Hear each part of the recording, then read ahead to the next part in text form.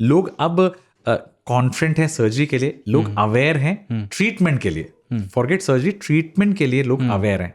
एक टाइम था जब मेरे आपके दादाजी थे, या आप तो मुझसे छोटे हो, तो आपके शायद परदादाजी थे, तो हम उनको 50-60 साल की उम्र में समझते रहे, तो बुढ़े हो गए।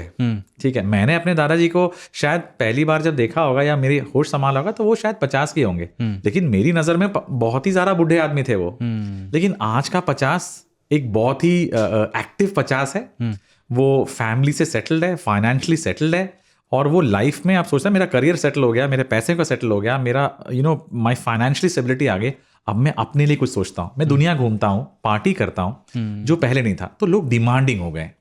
सो आर्थराइटिस की जो प्रेवलेंस है वो पहले भी उतनी थी जितनी अभी है, लेकिन लोग जागरूक हैं, इलाज मांग रहे हैं। अब 55-60 का आदमी जब घुटने में पेन होता है तो वो ये नहीं सोचता कि मेरे को बुढ़ापा आ गया है, वो सोचता है नहीं मुझे इसको ठीक कराना है। तो ही वो जवाब मांग रहा है और साइंस जवाब दे रहा है, इलाज दे रहा है, और पेशेंट्स को अच्छा आराम आ रहा है।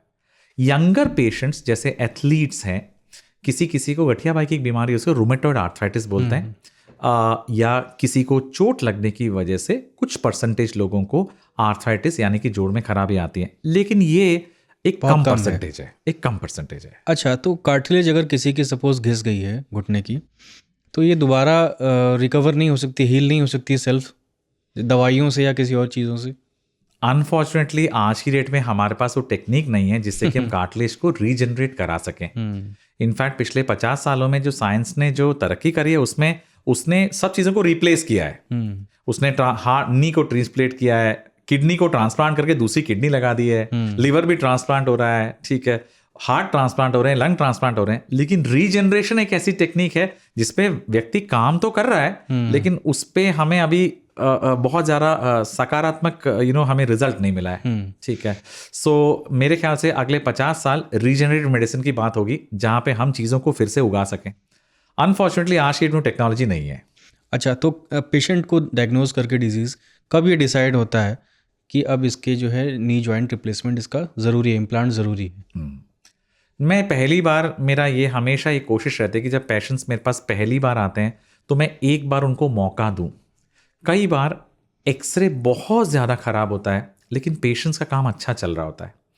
कई बार एक्सरे बहुत बढ़िया होता है लेकिन पेशेंट्स का काम अच्छा नहीं चल रहा होता है। सर ये मैं बहुत देखता हूँ, इसको कुदरत की मतलब एक मैं हमेशा करिश्मा बोलता हूँ। कई बार पेशेंट मुझसे आके बोलते हैं डॉक्टर साहब मेरे लेफ्ट में दर्द हो रहा है।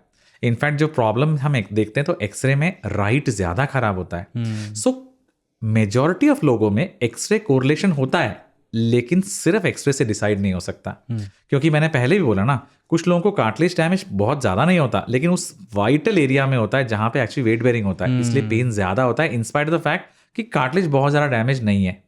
सो हम कैसे डिसाइड करते हैं कि आपको सर्जरी की ज़रूरत है? सबसे पहले तो हमने सारे नॉन सर्जिकल टेक्निक्स को एग्जॉस्ट कर दिया, यानी कि हमने एक्सरसाइज भी कर ली, हमने घुटने के कुछ सप्लीमेंट्स भी खा लिए, हमने फिजियोथेरेपी भी करा ली। कई बार जो पेशेंट्स बॉर्डर लाइन ऑस्टियोआर्थराइटिस यानी कि खराबी पे होते हैं, इनका कई बार लगता है कि पेन बहुत ज़्यादा है, कई बार लगता है कि ठीक ही चल रहा है, या जो ऑपरेशन के लिए फिट नहीं है उनको हम लोग घुटने में कुछ इंजेक्शंस भी लगाते हैं। उन इंजेक्शंस में एक्चुअली कुछ ऐसे तत्व, स्टेरॉइड भी होता है, एक ग्रीसिंग के इंजेक्शंस भी होते हैं जिससे कि थोड़ा बहुत घुटने के अंदर की स्वेलिंग कम हो जाए।